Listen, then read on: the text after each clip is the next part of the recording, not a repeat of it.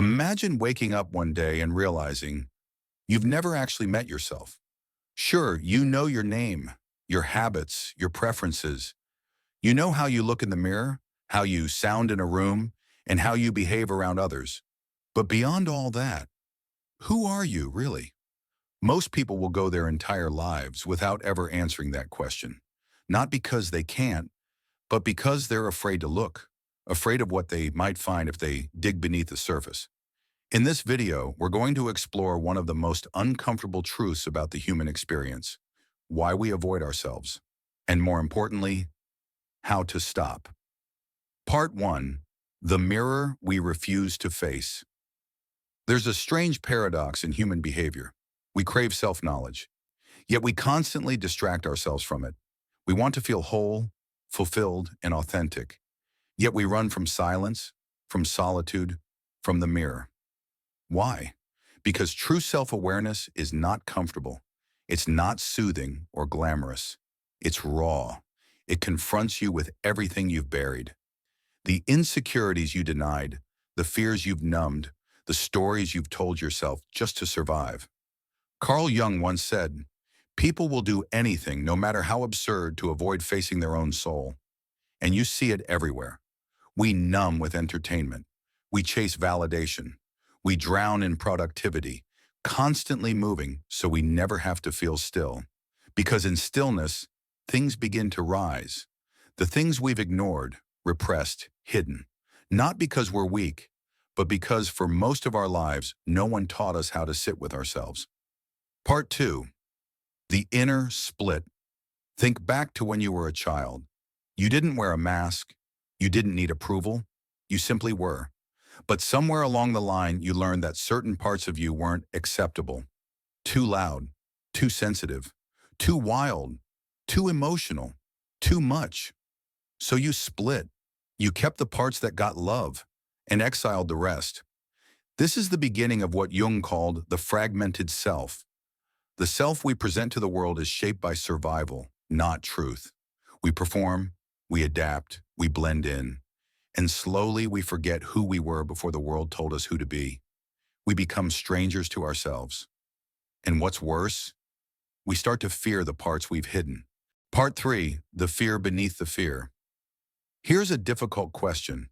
What are you afraid of finding if you really looked at yourself? Not just the surface level stuff, the bad habits or embarrassing memories, but deeper, the buried pain, the grief, the rage, the dreams you gave up on. Most people avoid themselves because they confuse self-awareness with self-judgment. They think, if I really look at who I am, I won't like what I see. But here's the truth. The parts of you you're most afraid of are often the parts that need love the most. The angry part? It may have protected you from being walked on. The lonely part? It might just be your truest self, waiting to be seen. The part that feels like too much? Maybe it's exactly what the world needs. Self-awareness isn't about condemnation. It's about compassion. The goal is not to shame yourself. It's to understand yourself. Part 4. The art of meeting yourself. So how do you do it? How do you finally stop running and start meeting yourself? Fully? It begins with slowing down. Not forever, not all at once, but enough to listen, enough to ask questions like, what am I feeling right now? Whose voice is that in my head? Is this belief mine or something I inherited? These questions open a door, and what comes through may be unexpected. Sometimes it's pain. Sometimes it's clarity. Sometimes it's an old memory you didn't realize still lived in your bones. But whatever it is, let it come. Because what you're doing is incredibly rare. You are breaking the cycle of self-abandonment. You are choosing to sit with what most people spend their whole lives running from. Part 5. The return to wholeness. Wholeness isn't perfection. It's not about always being calm, confident, or wise.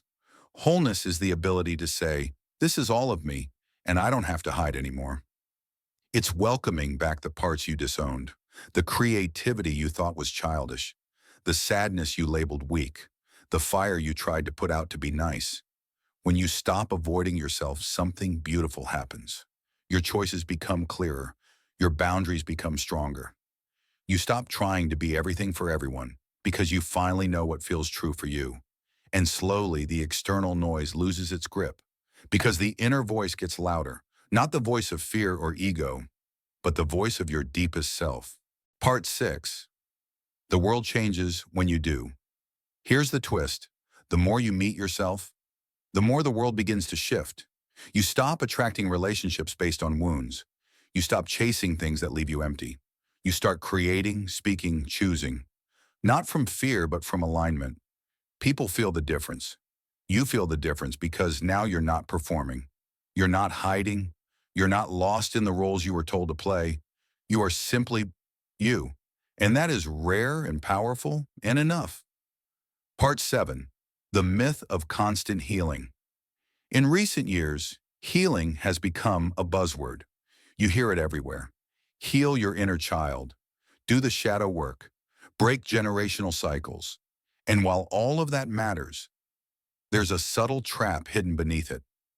The idea that you are a problem to be solved. You start believing that until every wound is closed, until every trigger is gone, until every part of you is healed, you can't be happy, you can't be loved, you can't be whole. But healing is not a destination. It's not something you finish. It's a relationship. There will always be new layers, new revelations, new depths to explore. And that's not a flaw. That's life.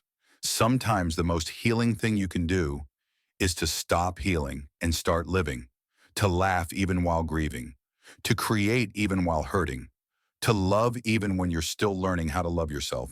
Because real growth isn't about becoming someone new. It's about learning how to live with who you already are, fully, freely. Now, part 8, the silence between moments. Let's pause here, just for a moment. Try something with me. Close your eyes, take a deep breath, and listen. Not to this video, but to what's underneath the noise around you, the space between thoughts, the stillness between breaths. That's you, the part of you that's always been there, before the labels, before the roles, before the trauma, the striving, the doubt. In a world that constantly tells you to do more, be more, prove more, stillness becomes a revolution. Because in silence, the truth surfaces, not the truth you were told, not the one you perform, but the deeper, wordless knowing of your soul. Most people miss this. They fear silence. They fill it with noise. But those quiet spaces, that's where the transformation begins. Because only in stillness can you hear the voice you've been drowning out your whole life, your own. Part 9, the invitation. Let's be honest. Most people will not take this path. It's easier to scroll, to avoid, to blame, to stay busy, to stay asleep. But you're still here. And that means something. It means a part of you is ready, not for more information, but for initiation. This isn't about philosophy for philosophy's sake. This is about stepping into your life with new eyes. It's about walking into each day with a quiet courage, to pause when you want to run, to feel when you want to numb, to stay when you want to disappear, to meet yourself over and over and not look away. That is the real work, not loud, not flashy, but deeply sacred. So here's the invitation. Go sit with yourself today, not to fix, not to improve, but to witness. Because when you do, you'll realize something profound. You were never lost. You were just buried. And now, you are beginning to rise. So let me ask again. Have you ever truly met yourself? Not the version polished for others, not the identity stitched together from expectations, but the real, raw, radiant you? If not, now is the time. Because you don't need more improvement. You need more presence. And the life you're searching for, it begins the moment you stop running and finally say, I'm ready to come home, to yourself. The journey of becoming isn't about finding something new. It's about remembering what you've always been. And the deeper you go within, the freer you become.